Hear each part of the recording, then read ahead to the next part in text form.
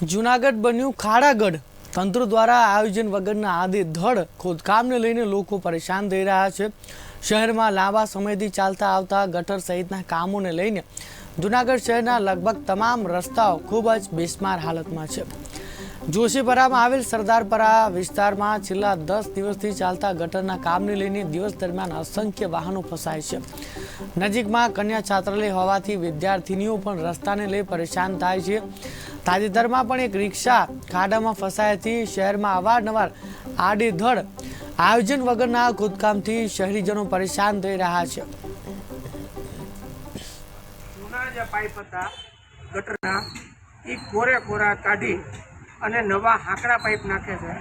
એ નાખ્યાનો વાંધો નથી, પણ એ હાંકડા પાઇપથી ગટર યોજનાનું કઈ રીતનું કામ હાલે છે કાંઈ ખબર પડતી નથી।